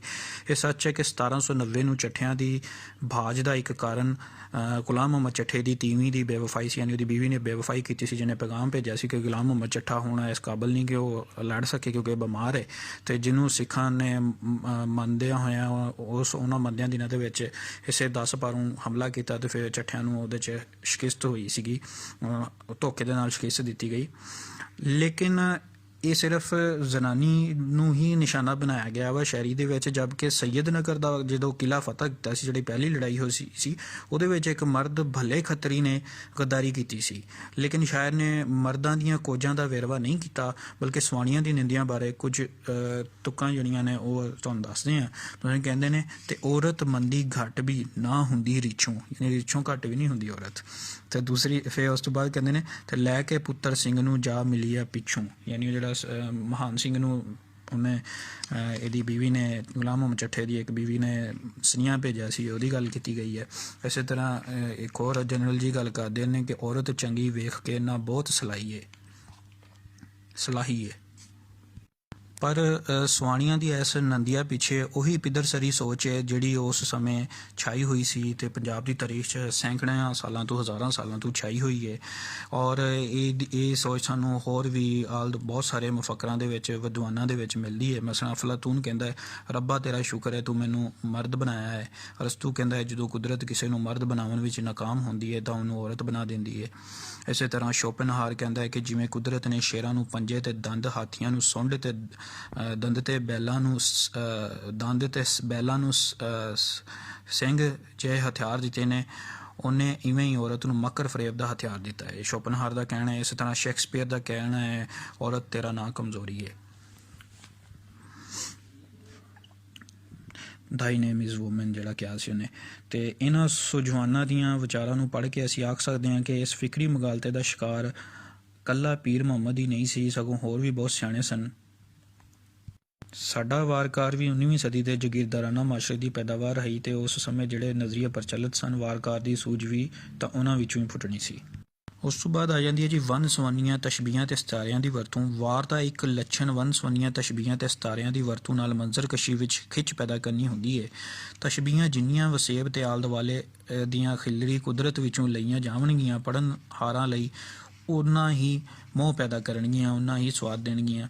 ਚੱਠਿਆਂ ਦੀ ਵਾਰ ਵਿੱਚ ਵਰਤੀਆਂ ਤਸ਼ਬੀਹਾਂ ਪੜ੍ਹ ਕੇ ਪੜ੍ਹਿਆਰ ਵਾਰਕਾਰ ਦੇ ਮੁਸ਼ਾਹਦੇ ਤੇ ਫਿਤਰਤ ਦੀ ਅਕਾਸੀ ਦਾ ਕਾਇਲ ਹੋ ਜਾਂਦਾ। ਮਸਲਨ ਕੁਝ ਤਸ਼ਬੀਹਾਂ ਦੇਖੋ ਤੇ ਲਸ਼ਕਰ ਮਹਾਂ ਸਿੰਘ ਦਾ ਜਿਵੇਂ ਸਾਵਨ ਹਾਠਾਂ, ਸਾਵਨ ਦੇ ਨਾਲ ਤਸ਼ਬੀਹ ਦਿੱਤੀ ਹੈ। ਉਸ ਤੋਂ ਬਾਅਦ ਤੇ ਤਬਕਾਂ ਵਸਣ ਅੰਗੋਲੀਆਂ ਜਿਵੇਂ ਸਾਵਨ ਭੰਡਾਂ, ਯਾਨੀ ਜਿੱਦਾਂ ਬਾਰਿਸ਼ ਦੇ ਕਤਰੇ ਡਿੱਗਦੇ ਹੁੰਦੇ ਆ ਉਸੇ ਤਰ੍ਹਾਂ, ਠੀਕ ਹੈ, ਇਹ ਵੀ ਤਸ਼ਬੀਹ ਦਿੱਤੀ ਹੈ। ਉਸ ਤੋਂ ਬਾਅਦ ਅਟਲ ਸੱਚਾਈਆਂ ਦਾ ਜ਼ਿਕਰ ਆ ਜਾਂਦਾ ਹੈ ਕਿ ਪੰਜਾਬੀ ਦੀਆਂ ਬਹੁਤੀਆਂ ਵਾਰਾਂ ਵਿੱਚ ਵਾਰਕਾਰਾਂ ਨੇ ਜੰਗੀ ਮਜ਼ਰਾਂ ਨੂੰ ਹੀ ਉਲੇਖਿਆ ਹੈ, ਪਰ ਚੱਠਿਆਂ ਦੀ ਵਾਰ ਵਿੱਚ ਪੀਰ ਮੁਹੰਮਦ ਨੇ ਦਾਸਤਾਨਾਂ ਤੇ ਮਸਨਵੀਆਂ ਵਾਂਗਰ ਅਸਲ ਕਹਾਣੀ ਤੋਂ ਹਟ ਕੇ ਮਕੌਲਾ ਸ਼ਾਇਰ ਦੇ ਉਨਵਾਨ ਥੱਲੇ ਅਮਰ ਸੱਚਾਈਆਂ ਜਾਂ ਅਟਲ ਸੱਚਾਈਆਂ ਵੀ ਲਿਖੀਆਂ ਨੇ। ਇਹ ਅਟਲ ਸੱਚਾਈਆਂ ਇੱਕ ਪਾਸੇ ਤਾਂ ਸਾਡੇ ਲੋਕ ਵਿਰਸੇ ਦੀ ਅਮੀਰੀ ਦੀ ਦੱਸ ਪਾਉਂਦੀਆਂ ਨੇ ਤਾਂ ਦੂਜੇ ਬੰਨੇ ਸ਼ਾਇਰ ਦੇ ਡੂੰਘੇ ਮੁਸ਼ਾਹਦੇ ਤੇ ਤਜਰਬੇ ਵੱਲ ਧਿਆਨ ਦਿਵਾਉਂਦੀਆਂ ਨੇ। ਇਹਨਾਂ ਮਤੀ ਤੇ ਅਖਾਣਾਂ ਨੂੰ ਸ਼ੇਰੀ ਬਾਨਾ ਪਵਾਨ ਪਾਰੋਂ ਵਾਰ ਦੀ ਅਦਬੀ ਮਾਨਤਾ ਵਿੱਚ ਵਾਧਾ ਹੋਇਆ। ਮਸਲਨ ਫਰਮਾਉਂਦੇ ਨੇ, ਜੇ ਮਰਦਾ ਸ਼ਰਬਤ ਪੀਤਿਆਂ ਨਾ ਮੋਹਰਾ ਦਈਏ ਤੇ ਵੇਖ ਕੱਖਾਂ ਦੀ ਛਪਰੀ ਨਾ ਆਤਸ਼ ਲਾਈਏ। ਇਸੇ ਤਰ੍ਹਾਂ ਫਰਮਾਉਂਦੇ ਨੇ, ਤੇ ਹੱਥ ਨਾ ਮੋਲੇ ਆਪਣੇ ਥੂ ਕੋੜੀ ਧਾਕਾ, ਯਾਨੀ ਉਹ ਜਿਹੜੀ ਉਹ ਲੂੰਬੜੀ ਵਾਲੀ ਕਹਾਣੀ ਉਸੇ ਦੀ ਗੱਲ ਕੀਤੀ ਹੈ ਜਿਹਦੇ ਵਿੱਚ ਥੂ ਕੋੜੀ, ਹੱਥ ਨਾ ਪਹੁੰਚੇ ਥੂ ਕੋੜੀ, ਉਹੀ ਗੱਲ ਕੀਤੀ ਹੈ। ਤੇ ਹੱਥ ਨਾ ਮੋਲੇ ਆਪਣੇ ਥੂ ਕੋੜੀ ਧਾਕਾ। ਉਸ ਤੋਂ ਬਾਅਦ ਵਸੀਹ ਮੁਤਾਲਿਆ ਦਾ ਇਜ਼ਹਾਰ। ਚੱਠਿਆਂ ਦੀ ਵਾਰ ਵਿੱਚ ਕਿਧਰੇ ਵੀ ਅਜਿਹਾ ਥਾਂ ਨਹੀਂ ਲੱਭਦਾ ਜਿੱਥੇ ਉਂਗਲ ਧਰੀ ਜਾ ਸਕੇ। ਇਹਦੇ ਤੋਂ ਅੱਡ ਪੀਰ ਮੁਹੰਮਦ ਦੀ ਵਾਰ ਵਿੱਚ ਨਿਸ਼ਾਨੀ ਛਿੰਦ ਵਰਤ ਕੇ ਇਹ ਵੀ ਦੱਸ ਦਿੱਤਾ ਹੈ ਵੀ ਉਹਦਾ ਵਾਰਾਂ ਦਾ ਵਸੀਹ ਮੁਤਾਲਿਆ ਹੈ। ਉਸ ਤੋਂ ਬਾਅਦ ਇੱਕ ਇਖਤਸਾਰ ਆ ਜਾਂਦਾ ਹੈ ਕਿ ਉਸੇ ਗੱਲ ਨੂੰ ਜਾਮਿਆ ਆਖਿਆ ਜਾਂਦਾ ਹੈ ਜਿਹੜੀ ਮੁਕਤਸਰ ਹੋਵੇ ਤੇ ਸਲੀਕੇ ਨਾਲ ਕੀਤੀ ਜਾਵੇ। ਇਹ ਵਾਰ ਇਖਤਸਾਰ ਦਾ ਸੁਆਰਾ ਨਮੂਨਾ ਹੈ। ਇਸ ਦੇ ਬਾਵਜੂਦ ਇਸ ਵਿੱਚ ਫਸਾਹਤ ਤੇ ਬਲਾਗਤ ਪਾਈ ਜਾਂਦੀ ਹੈ। ਉਸ ਤੋਂ ਬਾਅਦ ਮੁਬਾਲਗੇ ਤੋਂ ਗੁਰੇਜ਼ ਹੈ। ਵਾਰ ਦਾ ਮੁਸੰਨਫ ਸਿਰਫ ਕੰਮ ਦੀ ਗੱਲ ਕਰਦਾ ਹੈ, ਦੂਜੀਆਂ ਸ਼ਾਇਰਾਂ ਵਾਂਗੂ ਉਹ ਗੱਲ ਦਾ ਗਲੋੜ ਨਹੀਂ ਬਣਾਉਂਦਾ। ਇਸ ਲਈ ਇਸ ਵਾਰ ਵਿੱਚ ਮੁਬਾਲਗਾ ਰਾਈ ਤੋਂ ਪ੍ਰੇਜ਼ ਕੀਤਾ ਗਿਆ ਹੈ, ਸਿੱਧੀ ਗੱਲ ਕੀਤੀ ਗਈ ਹੈ। ਉਸ ਤੋਂ ਬਾਅਦ ਸਾਡੀ ਹੈਡਿੰਗ ਹੋਏਗੀ ਸਿੱਖ ਵਿਦਵਾਨਾਂ ਦਾ ਪੀਰ ਮੁਹੰਮਦ ਤੇ ਇਲਜ਼ਾਮ ਤੇ ਉਹਦਾ ਜਵਾਬ। ਕੁਝ ਸਿੱਖ ਵਿਦਵਾਨਾਂ, ਖੋਜੀਆਂ, ਪਾਰਖਾਂ ਤੇ ਸੂਝਵਾਨਾਂ ਨੇ ਚੱਠਿਆਂ ਦੀ ਵਾਰ ਦੇ ਲਖਾਰੀ ਪੀਰ ਮੁਹੰਮਦ ਨੂੰ ਆਪਣੀਆਂ ਲਿਖਤਾਂ ਵਿੱਚ ਪੱਖਪਾਤੀ, ਤਾਰੀਖ ਤੋਂ ਬੇਸੁਰਤ, ਮੁਤੱਸਬ ਮੁਸਲਮਾਨ, ਬਦਦਿਆਨਤ ਅੰਗਰੇਜ਼ਾਂ ਦਾ ਪਿੱਠੂ ਤੇ ਚੱਠਿਆਂ ਤੋਂ ਇਨਾਮ ਲੈ ਕੇ ਉਹਨਾਂ ਦੇ ਸੋਹਲੇ ਗਾਉਣ ਵਾਲੇ ਦੇ ਮਿਹਣੇ ਮਾਰੇ ਨੇ। ਪਰ ਇਹਦਾ ਜਵਾਬ ਇਹ ਹੈ ਕਿ ਇਹ ਗੱਲ ਸਹੀ ਨਹੀਂ ਹੈ, ਕਿਉਂਕਿ ਉਹਨਾਂ ਨੇ ਜਿਹੜੇ ਇਤਰਾਜ਼ਾਤ ਉਠਾਏ ਨੇ ਉਹ ਇਤਰਾਜ਼ਾਤ ਜਿਹੜੇ ਨੇ ਉਹ ਵੈਲਿਡ ਨਹੀਂ ਹੈਗੇ ਆ, ਉਹ ਕੋਈ ਸਹੀ ਨਹੀਂ ਮੰਨੇ ਜਾਂਦੇ। ਕਿਉਂਕਿ ਇੱਕ ਤਾਂ ਉਹ ਕਹਿੰਦੇ ਆ ਜੀ ਕਿ ਮਸਲਨ ਨੂੰ ਮਹਾਨ ਸਿੰਘ ਨੂੰ ਜਿਹੜਾ ਵਾ ਉਹ ਬੁਰਾ ਕਰਦਾਰ ਬਣਾ ਕੇ ਪੇਸ਼ ਕੀਤਾ ਗਿਆ ਹੈ, ਲੇਕਿਨ ਉਸ ਸਮੇਂ ਦੇ ਵਾਰਕਾਰਾਂ ਤੇ ਲੋਕਾਂ ਦੇ ਨੇੜੇ ਨਾਇਕ ਜਿਹੜੇ ਹੁੰਦੇ ਸੀ, ਯਾਨੀ ਜਿਹੜੇ ਹੀਰੋ ਹੁੰਦੇ ਸੀ, ਸੂਰਮਾ ਉਹੀ ਹੁੰਦਾ ਸੀ ਜਿਹੜਾ ਜੰਗ ਵਰਗੇ ਔਖੇ ਹਾਲਾਤ ਵਿੱਚ ਵੀ ਉੱਚੀਆਂ ਕਦਰਾਂ ਜਿਵੇਂ ਬਹਾਦਰੀ, ਸੱਚਾਈ ਤੇ ਵੈਰੀ ਨੂੰ ਦੱਸ ਕੇ ਵਾਰ ਕਰਨ ਵਗੈਰਾ ਦੀ ਰਾਖੀ ਕੀਤੀ ਜਿਹਨਾਂ ਨੇ ਕੀਤੀ ਹੋਵੇ, ਯਾਨੀ ਦੁਸ਼ਮਣ ਨੂੰ ਦੱਸ ਕੇ ਵਾਰ ਕਰਨਾ। ਲੇਕਿਨ ਚੱਠਿਆਂ ਦੀ ਵਾਰ ਦਾ ਪ੍ਰੀਤੀ ਨਾਇਕ ਜਿਹੜਾ ਸੀ, ਵਿਲਨ ਸੀਗਾ ਮਹਾਂ ਸਿੰਘ, ਉਹ ਥਾਂ ਤੇ ਆਪਣੇ ਮਫਾਦਾਂ ਲਈ ਇਹਨਾਂ ਕਦਰਾਂ ਨੂੰ ਮਧੋਲਦਾ ਹੈ, ਜਿਸ ਪਾਰੋਂ ਉਹ ਵਾਰਕਾਰ ਤੇ ਲੁਕਾਈ ਦਾ ਨਾਇਕ ਜਾਂ ਹੀਰੋ ਨਹੀਂ ਬਣ ਸਕਿਆ। ਤੇ ਇਸ ਵਜ੍ਹਾ ਤੋਂ ਜਿਹੜਾ ਵਾ ਅਸੀਂ ਪੀਰ ਮੁਹੰਮਦ ਨੂੰ ਗੈਰ ਜਨਬਦਾਰ ਮੌਰਖ ਹੀ ਕਵਾਂਗੇ। ਮਸਲਨ ਪੀਰ ਮੁਹੰਮਦ ਨੇ ਚੱਠਿਆਂ ਦੀ ਵਾਰ ਵਿੱਚ ਵਾਰ ਦੇ ਨਾਇਕ ਹੀਰੋ ਤੇ ਪ੍ਰੀਤੀ ਨਾਇਕ ਵਿਲਨ ਦੋਵਾਂ ਦੇ ਪਾਤਰਾਂ ਨੂੰ, ਦੋਵਾਂ ਦੇ ਕਿਰਦਾਰਾਂ ਨੂੰ ਜਿਵੇਂ ਗੈਰ ਜਾਨਬਦਾਰ ਹੋ ਕੇ ਸਾਰਿਆ ਹੈ। ਉਹਨੇ ਮਹਾਨ ਸਿੰਘ ਨੂੰ ਵੀ ਬਹਾਦਰ ਦਿਖਾਇਆ, ਇਹ ਨਹੀਂ ਕਿ ਉਹਨੂੰ ਬੁਜ਼ਦਿਲ ਦਿਖਾਇਆ, ਲੇਕਿਨ ਉਹਦੀ ਫਿਤਰਤ ਦੇ ਵਿੱਚ ਜਿਹੜੀ ਇੱਕ ਬਦ ਫਿਤਰਤੀ ਆ ਉਹਦੇ ਕਰੈਕਟਰ ਦੇ ਵਿੱਚ, ਉਹਨੇ ਉਜਾਗਰ ਕੀਤਾ ਹੈ ਕਿ ਉਹ ਧੋਖਾ ਦਿੰਦਾ ਹੈ, ਕਿਉਂਕਿ ਉਹ ਇੱਕ ਸਿਆਸਤਦਾਨ ਸੀ, ਉਹ ਸਿਆਸਤ ਕਰਦਾ ਸੀ, ਸਾਜ਼ਿਸ਼ਾਂ ਕਰਦਾ ਸੀ। ਜਦਕਿ ਪੀਰ ਮੁਹੰਮਦ ਜਿਹੜਾ ਗੁਲਾਮ ਮੁਹੰਮਦ ਚੱਠਾ ਸੀ, ਉਹ ਇੱਕ ਸਿੱਧਾ ਸਾਦਾ ਨਡਰ ਔਰ ਬਹਾਦਰ ਬੰਦਾ ਸੀ ਔਰ ਆਪਣੇ ਅਸੂਲਾਂ ਤੇ ਕਾਇਮ ਰਹਿਣ ਵਾਲਾ ਬੰਦਾ ਸੀ। ਉਹਨੂੰ ਕੋਈ ਮਕਰ ਫਰੇਬ ਨਹੀਂ ਸੀ ਆਉਂਦਾ, ਉਹ ਗੱਲਾਂ ਵਿੱਚ ਆ ਜਾਂਦਾ ਸੀ। ਇਸੇ ਵਜ੍ਹਾ ਤੋਂ 3 ਦਫਾ ਉਹਦੇ ਕੋਲੋਂ ਡੰਗਿਆ ਗਿਆ। ਠੀਕ ਹੈ, ਇਹ ਸਾਰੀ ਗੱਲਬਾਤ ਤੋਂ ਸਾਨੂੰ ਪਤਾ ਚੱਲਦਾ ਹੈ ਕਿ ਪੀਰ ਮੁਹੰਮਦ ਇੱਕ ਗੈਰ ਜਾਨਬਦਾਰ ਮੌਰਖ ਹੈ। ਉਸ ਤੋਂ ਬਾਅਦ ਸਾਡੀ 14ਵੀਂ ਹੈਡਿੰਗ ਬਣਦੀ ਹੈ ਜੀ ਜ਼ੁਬਾਨ ਤੇ ਲੱਭੋ ਲਹਿਜਾ ਜਾਂ ਅਸਲੂਬ। ਇੱਕ ਤਾਂ ਇਹਨਾਂ ਨੇ ਪੀਰ ਮੁਹੰਮਦ ਨੇ ਠੀਠ ਪੰਜਾਬੀ ਵਰਤੀ ਹੈ, ਸ਼ੇਰਾਂ ਵਿੱਚ ਰਵਾਨੀ ਤੇ ਸਾਦਗੀ ਹੈ, ਮਜ਼ਬੂਤ ਬੰਦਿਸ਼ ਤੇ ਲਫ਼ਜ਼ਾਂ ਦਾ ਮੁਨਾਸਬ ਇਸਤੇਮਾਲ ਕੀਤਾ ਹੈ। ਵਾਰ ਦਾ ਲੱਭੋ ਲਹਿਜਾ ਮਨ ਖਿੱਚਵਾਂ ਹੈ। ਲਹਿੰਦੀ ਦੇ ਕੁਝ ਲਫ਼ਜ਼ ਜਿੱਦਾਂ ਕਰਸਾਂ, ਦੇਸਾਂ, ਓੜਕ, ਕਾਵੜ, ਮਾਰਸਾਂ, ਚਾਇਆ ਵਗੈਰਾ ਨੇ ਹੁਸਨ ਵਿੱਚ ਵਾਧਾ ਕੀਤਾ ਹੈ। ਵਾਰ ਦੇ ਟਾਵੇਂ ਸਾਨੂੰ ਅਰਬੀ ਤੇ ਫਾਰਸੀ ਦੇ ਲਫ਼ਜ਼ ਵੀ ਮਿਲਦੇ ਨੇ, ਪਰ ਉਹ ਇਸ ਤਰ੍ਹਾਂ ਵਿੱਚ ਰਲ ਮਿਲ ਗਏ ਨੇ ਕਿ ਕੋਈ ਐਡਾ ਮਹਿਸੂਸ ਨਹੀਂ ਹੁੰਦਾ। ਵਾਰ ਲਈ ਸਰਕੰਡੀ ਤੇ ਨਿਸ਼ਾਨੀ ਛਿੰਦ ਹੀ ਮਖਸੂਸ ਨੇ, ਪਰ ਸਿਰਫ ਨਿਸ਼ਾਨੀ ਛਿੰਦ ਵਰਤਿਆ ਹੈ। ਵਾਰ ਵਿੱਚ ਪਹਿਲਾ ਵਿਸਰਾਮ 16 ਮਾਤਰਿਆਂ ਉੱਤੇ ਤੇ ਦੂਜਾ 10 ਮਾਤਰਿਆਂ ਮਗਰੋਂ ਆਉਂਦਾ ਹੈ। ਵਾਰ ਵਿੱਚ ਜਿਉਂਦੀ ਜਾਗਦੀ ਹਯਾਤੀ ਦੇ ਪੱਖ ਸਾਨੂੰ ਨਜ਼ਰ ਆਉਂਦੇ ਨੇ ਤੇ ਇੱਕ ਰਵਾਨੀ ਔਰ ਤਸਲਸਲ ਦੇਖਣ ਨੂੰ ਮਿਲਦਾ ਹੈ, ਔਰ ਸ਼ੁਰੂ ਤੋਂ ਲੈ ਕੇ ਅਖੀਰ ਤੱਕ ਜਿਹੜਾ ਇਹਦਾ ਵਾਰ ਦਾ ਪੜਿਆਰ ਹੈ ਉਹ ਇਹਦੇ ਵਿੱਚ ਦਿਲਚਸਪੀ ਦੇ ਨਾਲ ਖੁੱਭਿਆ ਰਹਿੰਦਾ ਹੈ। ਉਸ ਤੋਂ ਬਾਅਦ ਮੁੱਕਦੀ ਗੱਲ ਕਰਦੇ ਹਾਂ ਕਿ ਪੰਜਾਬੀ ਵਾਰਾਂ ਦੀ ਤਾਰੀਖ ਵਿੱਚ ਇਹਨੂੰ ਇੱਕ ਉੱਚਾ ਤੇ ਸੱਚਾ ਮੁਕਾਮ ਹਾਸਲ ਹੈ। ਇਸ ਵਾਰ ਵਿੱਚ ਕਿਧਰੇ ਵੀ ਫਨੀ ਕਸਰ ਨਹੀਂ ਦਿਸਦੀ। ਇਹਨਾਂ ਗੁਣਾਂ ਪਾਰੂ ਵਾਰਕਾਰ ਦੀ ਕਲਾ ਅੱਗੇ ਮੱਥਾ ਟੇਕਣਾ ਪੈਂਦਾ ਹੈ। ਔਰ ਮੀਆਂ ਮੁਹੰਮਦ ਬਖਸ਼ ਨੇ ਵੀ ਇਹਦੇ ਬਾਰੇ 'ਚ ਮਸਲਨ ਆਪਣੀ ਮਸ਼ਹੂਰ ਲਿਖਤ ਸੈਫ ਅਲ ਮਲੂਕ ਦੇ ਅਖੀਰ ਤੇ ਆਪਣੇ ਸਮੇਂ ਤੋਂ ਪਹਿਲੇ ਦੇ ਸ਼ਾਇਰਾਂ ਦੇ ਕਲਾਮ ਬਾਰੇ ਮੰਜ਼ੂਮ ਰਾਏ ਦਿੱਤੀ ਹੈ, ਸ਼ਾਇਰੀ ਦੀ ਸੂਰਤ 'ਚ ਰਾਏ ਦਿੱਤੀ ਹੈ। ਤੇ ਪੀਰ ਮੁਹੰਮਦ ਬਾਰੇ ਵੀ ਉਹਨਾਂ ਲਿਖਿਆ ਹੈ ਕਿ ਦੂਜਾ ਪੀਰ ਮੁਹੰਮਦ ਡਿੱਠਾ ਮੋਜ਼ਾ ਨੋਨਾ ਵਾਲੀ, ਚੱਠਿਆਂ ਦੀ ਉਹ ਸਵਾਰ ਬਣਾਈ, ਮੋਹਰੀ ਭਰੀ ਉਸ ਥਾਲੀ। ਠੀਕ ਹੈ ਜੀ, ਅਸਲਾਮ ਵਾਲੇਕੁਮ।